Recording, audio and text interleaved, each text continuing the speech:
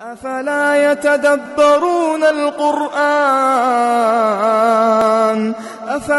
يتدبرون القرآن أم على قلوب أقفالها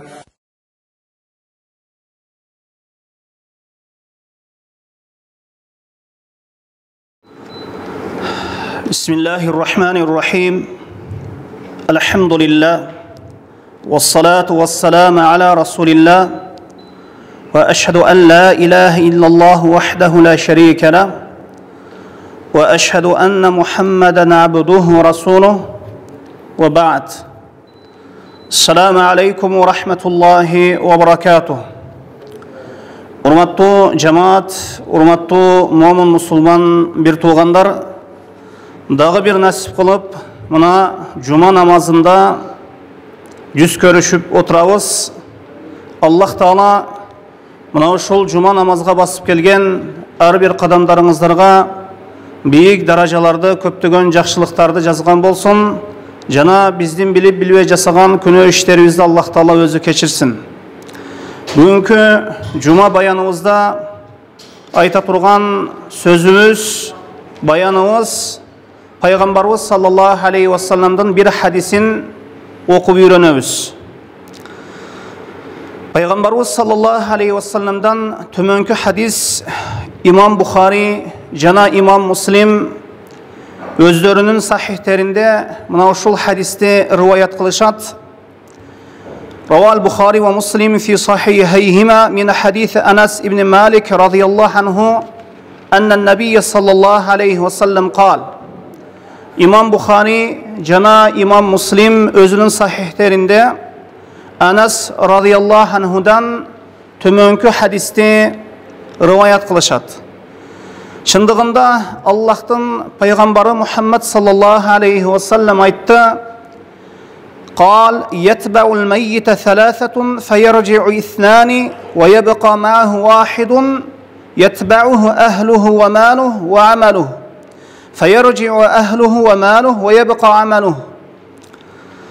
Peygamberimiz sallallahu aleyhi ve sellem aytat, ölgön kişini üç nerse anın artından yerçip barat deydi. Ekөөsü oşol ölgön kişi kabırga kömülgöndön keyin artka kaytat, jana bирөөсү oşol üç nersenin bирөөсү oşol meyyit menen oşol ölgön kişi menen kabırında birge kalat. Anı yerçi bara turgandары үй bирөөсү, jana mal mülkü, jana kılgan işleri, amaldары. Meyyit oşol ölgön kişi kabırga koyulgandan keyin anın үй bирөөсү, jana mal mülkü kaytat.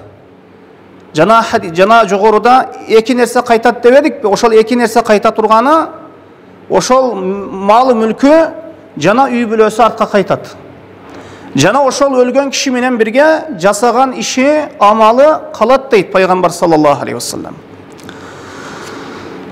Mına oşol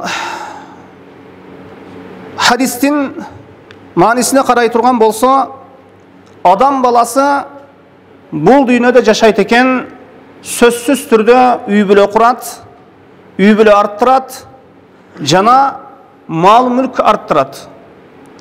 Mına oşol үй бүлө, jana mal mülk bul jaşoodо insan menen şerikteş bolot, joldoş bolot. Emek kayсы bir insandın malı mülkü Allah'tan zikrine, Allah buyurgan jakşı işlerge, ahiret işleri üçün sarptalgan bolsa, mına oşol mal mülkünün ajır soğuna, jakşılığına ahirette jetet.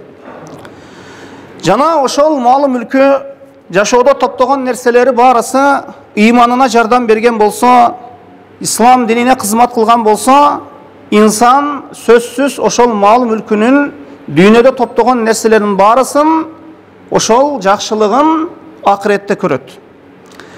Eğer insan mına uşul malı mülkü menen alektenip Allah'tan zikrinen, Allah buyurgan farz ibadatlardan alыс bolgan bolsa, Allah buyurgan ibadatlarda atkarbagan bolsa, анда мына ошол инсан үчүн кыямат күнү малы мүлкү зыяндан башка нерсе болбойт. Аллах Таала Куранда арабтар тууралуу мындай дейт: "Шагалатна амвалуна ва ахлуна фастагфир лана." Бир вакытта арабтар айткан экен: "Биз үй бүлөбүз менен жана малы мүлкүбүз менен алектенип, Аллахтын зикри үчүн, Аллахтын ибадаты үчүн бошобой калдык.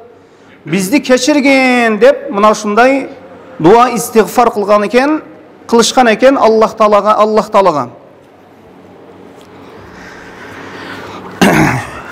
Аллах Таала Куранда айтат: "Я айюхаллазина аману ла тулхикум амвалукум ва ла ауладукум ан зикриллах.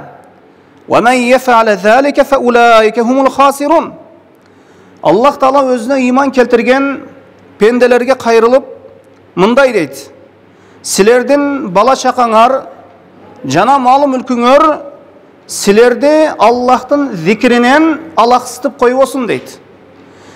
Аллахтын зикринен дегени кебир тафсир алымдарына көрө намаздан алаксытып койбосун дегени, намаздан тосуп койбосун дегени. Эгер ким мына ушундай кыла турган болсо, малы мүлкү менен алектенип, Аллахты эстебей турган болсо, Аллах буйрган парз ибадаттарды аткарбай турган болсо, мына ошол инсандар зыян көрүүчүлөр дейт. Хаким өзүнүн Мустадракында төмөнкү хадисти Сахил ибн Саадтан келтирет, риваят кылып келтирет. Аллахтын пайгамбары саллаллаху алейхи вассалам айтты. Аллахтын пайгамбары Мухаммад саллаллаху алейхи вассаламга Жебреил алейхиссалам келип мындай деп айткан экен: "Жа Жибреил факала я Мухаммад." Жебреил периште пайгамбарыбыз Мухаммад саллаллаху алейхи вассаламга келип айтты: "О Мухаммад, аиш ма шита фа иннака майитун." О Мухаммад, каалаганыңча жаша. Каалаганыңча жаша, баары бир өлөсүң деди. Каалаганыңча жаша, бул жашоодо баары бир өлөсүң деди. Ва ахбиб ман ахбабта. Сүйүп жаша, кимди сүйгөн болсоң, ошону сүйүп жаша. Баары бир фа иннака муфарикуху. Баары бир ошол сүйгөн адамыңдан, сүйгөн нерсеңден баары бир айрыласың деди. Баары бир күн келип ошол жакшы көргөн нерсеңден, жакшы көргөн адамыңдан баары бир каалайсыңбы, каалабайсыңбы, ажырайсың. Ва амал ма шита фа иннака маджзиун бихи. Каалаганыңдай амал кыл, чындыгында сен ошол амалыңа жараша сыйланасың. Жакшылык болсо жакшылык менен, жамандык болсо жамандык менен инсан сыйланат. Сумма кала я Мухаммад, кийин айтты: "О Мухаммад, шарафал муъмин қиямул лейл." Момундун шарапаты түнкү намазда деди. Түнкү намаз парыз намаздардан кийинки эң улуу ибадаттардын бири болуп саналат. Мына ошондуктан момундун шарапаттуулугу түнкү намазда экен. Ва иззуху истигнауху анин нас.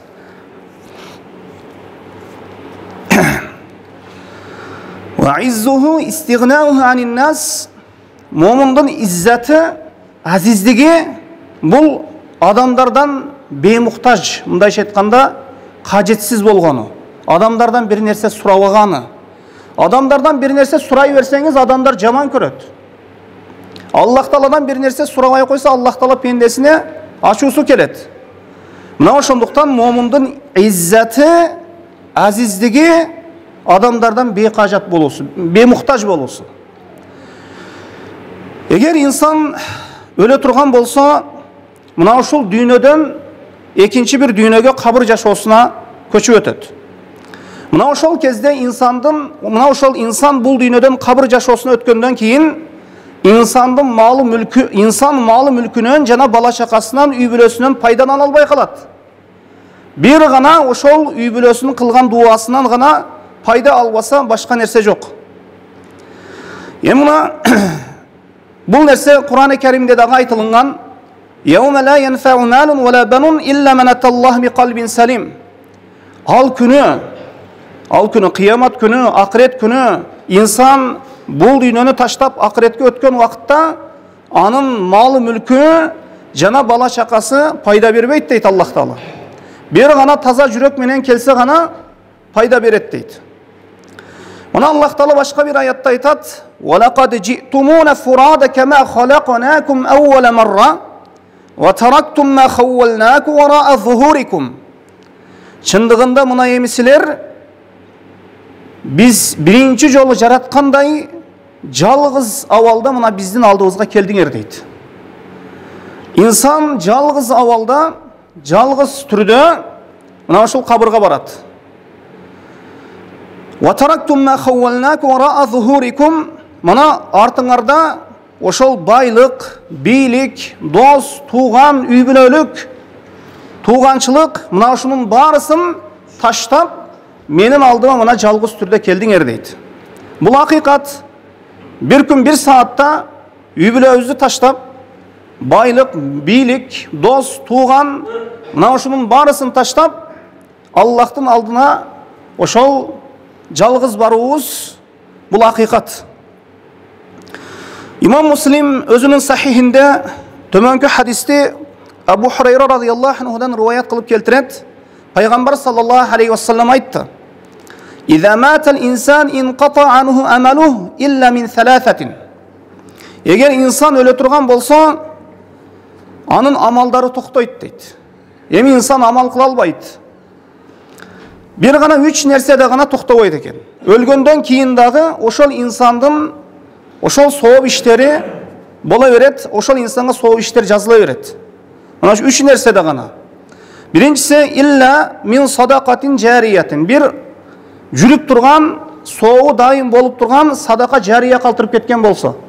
Жол куруп берди, суу чыгарып берди, мечит салып берди, же медресе салып берди, же бир бак тигип берди. Мына ушул дайым адамдар пайдаланып турган бир садака жария, дайым соо болуп турган садака калтырып кетти. Ушул инсан өлгөндөн кийин дагы ошол нерсенин, ошол ишинин соогу жазыла берет кыяматка чейин. Экинчиси ау илмин юнтафау бих. Bir пайдаланыла турган, bir пайда ала турган илим калтырып кетти. Ошол китебинен же бир адамдар окуйт, пайдаланат, bir пайдалуу илим калтырып кетти. Же бирөөлөрдү окутуп кетти, үйрөтүп кетти. Же ау валадин салихин yad'u lahu. Же ага дуа кыла турган bir бала, салих баланы тарбиялап таштап кетти. Мына ушул үч нерседе инсанга эмне жетип турат, ошол соогу. Эми мына нерсеге көңүл бурушубуз керек. Ау валадин салихин yad'u lahu. Эми балдарыбыздын келечегин ойлообуз керек. Азыркы кезде биз балдарыбыздын келечегин ойлоду дегенде, bir балам жакшы bir окууга тапшырса экен, анан bir жакшы bir жумушка кирсе экен, акчалуу жерде иштесе экен деп, мына ушул нерсени кыялданып калганбыз. Бирок эң негизгиси бул нерсе эгер мына ушундай максатта баланы чоңойто турган болсок, эртең өлгөндөн кийин дүйнөлүк bir максатта баланы чоңойто турган болсок, анын соогу бизге жетпейт. Бирок ошол шарият илимине таштап кете турган болсок, шарият илимин окуп үйрөтүп, мына ушул Аллахка дуа кыла турган, Аллахтын жалгыз өзүнө сыйына турган bir пендени таштап кете турган болсок, мына ошол баланын bir пайдасы болот. Эми биринчи инсан кабырга барган кезде анын үй бүлөсү барат дедик, аны менен кошо. Биринчи инсан ошол жан берет экен, жан берген кезде анын жакындары, үй бүлөсү эң биринчи максатта ошол пендени жууп тараганга ошол суу гусул алып, кепиндеп кабырга алып баруучулар биринчи үй бүлөсү болот.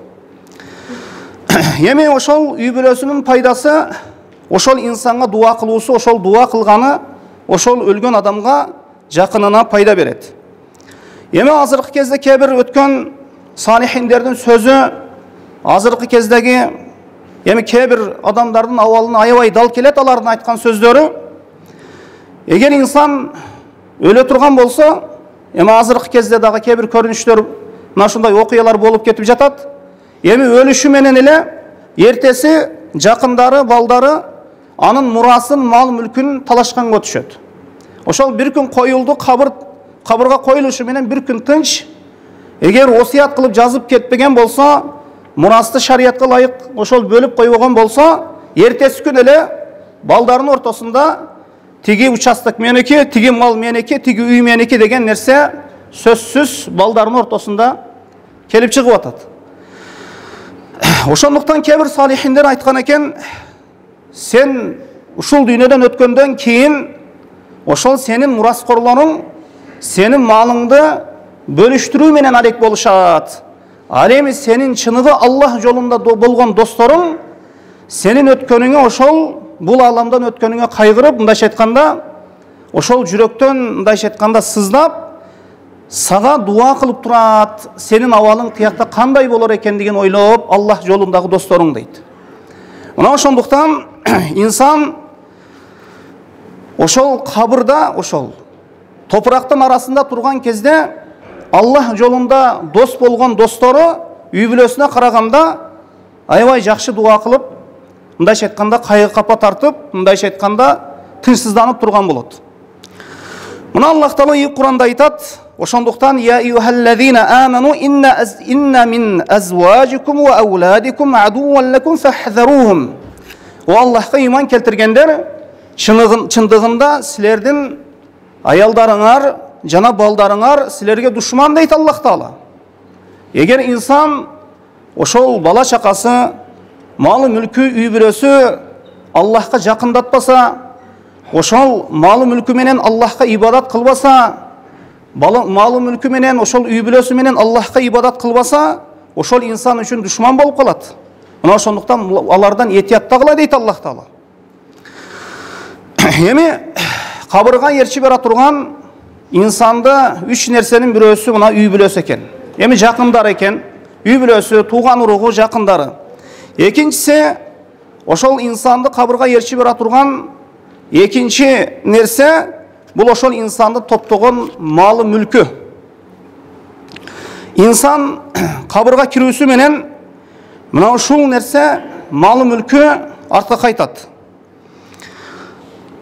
Мына пайгамбарыбыз саллаллаху алейхи вассаламдан төмөнкү хадис риваят кылынат. Имам Бухари риваят кылган бул хадисте Абдулла ибн Мас'уд радияллаху анхудан риваят кылынган. Пайгамбарыбыз саллаллаху алейхи вассалам айтат: Айюкум малу варифи ахаббу илейхи мин малихи. Силерден ким мураскорунун байлыгын өзүнүн малынан артык көрөт дейт, артык сүйөт дейт. Мындайча айтканда, инсандын өзүнүн топтогон малы мүлкү болот, жана мураскорлоруна калтыра турган малы мүлкү болот. Эми ким ошол мураскорунун малын жакшы көрөбү же өзүнүн малын жакшы көрөбү деп пайгамбарыбыз саллаллаху алейхи вассалам сурап жатат. Ошондо калу я Расулуллах, ошондо сахабалар айтышты: о Аллахтын элчиси, ма минна ахадун илля малуху ахаббу илейх. Биздин арабызда андай адам болбосо керек, өзүнүн малын мураскорунун малынан артык сүйбөгөн деди. Ар бир инсан өзүнүн малын жакшы көрөт, өзү топтогон малды.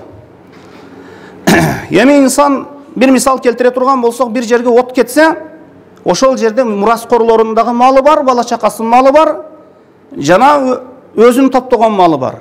Инсан күйсө күйүп кете берсин, мураскорлорунун малы өзүнүн малын күйбөс экен дейт экен. Эгер инсан малы мүлкүнүн жакшылыгын дүйнөдө да көрүп, акыретте дагы көргүсү келсе, анда пайгамбарыбыз саллаллаху алейхи вассалам айтат: анда Аллах жолунда берсин дейт. Ошондо ушул дүйнөдө топтогон малы мүлкүнүн жакшылыгын кыяматта таап алат дейт. Фа инна малаху ма каддам. Анын малы ошол садака иретинде Аллах жолунда берилген малы дейт. Ва малу варисихи ма аххар. Ал эми мураскорлоруна калтырган малы мүлкү мына ушул дүйнөдө аларга калтырган малы мүлкү болуп саналат дейт. Мына ошондуктан Аллах Таала Кур'анда айтат: "Лан таналул бирра хатта тунфиqu мимма тухиббун, ва ма тунфиqu мин шайин фа инналлаха бихи алим." Силер эч качан жакшылыкка жетпейсиңер, силер качан өзүңөр жакшы көргөн нерсени Аллахтын жолунда нафака кылмайынча, сарптамайынча. Кайсы бир нерсени, кичине бир нерсе болсун, чоң бир нерсе болсун, чоң көлөмдөгү нерсе болсун, кичине бир көлөмдөгү нерсе болсун, ошол нерсенин жакшылыгыны албетте Аллах Таала билип турат дейт. Мына ошондуктан инсанды малы мүлкү инсан қабырға қойылғандан кейін артына қайтады екен. Пайғамбарымыз саллаллаху алейхи уассалам, мына жоғарыда хадисті да қайталап қояйын, емне жөнінде сөз болып жатқандығын кешігіп келгендер жақсы түсініп алсын. Егер инсан өлсе, үш нәрсе аны қабырына ертіп барады дейді. Малы мүлкі, үй бүлесі, жақындары, туғандары, екеуісі қайтады, біреусі ошол қабырында қалады дейді. Мына үй бүлесі, жақын туғандары, жақындары қайтады, малы мүлкі дағы қайтады. Анеме қала тұрған мына үшіншісі анын амалы екен. Емне іш жасағаны, емне жақсылық жасағаны, емне жамандық жасағаны, мына ошол нәрсе ошол пенде менен қабырда бірге қалады екен. Мына ошондуктан Аллах Таала Құранда айтады: "Мана амина салихан фали нафсих." Ким бір жақсы иш жасаса, ал өзі үшін эле. "Ва ман асафа алейха." Ким жаман бір иш жасаған болса, ал өзі үшін. Ким жақсылық қылса, ал өзі үшін. Жақсылығын үзүрүн көрөт. Ким жамандық қылған болса, ал өзі үшін. Ар ким өзі тартат анын азабын. Ошол жамандығын азабына баласы шерик болбойт, аялы шерик болбойт, эч ким шерик болбойт, ал өзі тартат. "Ва ма раббука бизалламин лил абид." Раббиң эч бир пендеге эч бир зулумдук кылбайт дейт.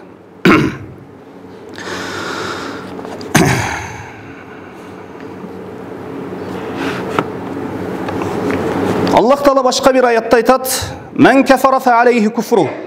Ким Аллахка капыр болгон болса, капырлыгы өзүнө дейт. "Ва мен амина салихан фали анфусихим ямхадун."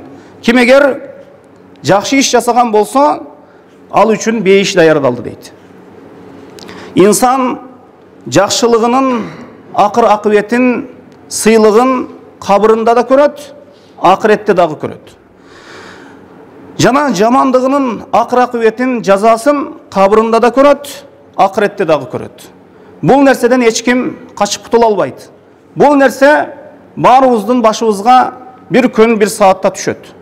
Баары бир күн каалайбызбы, каалабайбызбы, мына ушул үч нерсе: мал, мүлк, үй бүлө жана кылган иштерибиз өлгөн кезде бизди ээрчип барат. Экөөсү кайтып келет, бирөөсү ошол жерде биз менен бирге, ошол жерде кабырда жалгыз калган убакытта биз менен калат.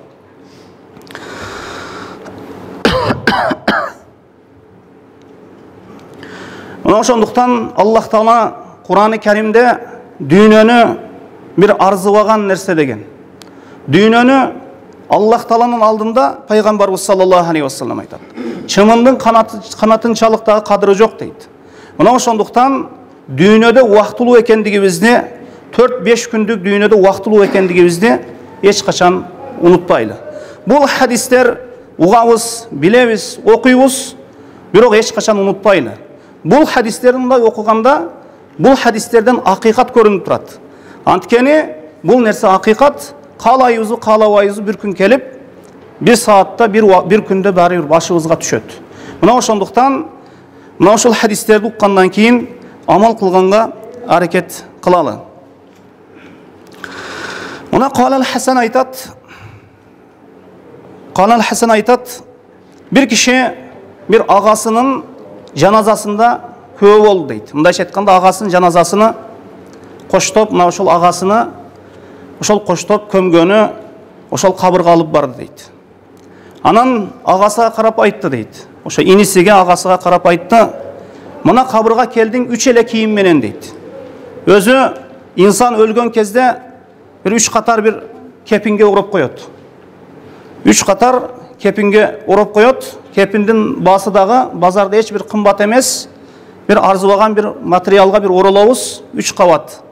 Ошого не 3 кабат гана бир кийимге, 3 катар бир кийимге уруп коёт.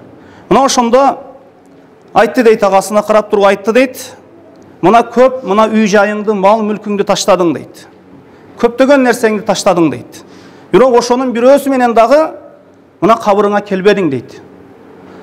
Ал эми мен азыр Аллах Таала мына үйүмө барганча мага мүмкүнчүлүк берсе, мен барып мына ушул нерседен ибрат алып, колумдагы топтогон мал мүлкүмдөн Аллахтын жолунда беремин деп, үйгө кайткандан кийин ошол Аллах жолунда ошол мал мүлкүнөн садака кылган экен, берген экен.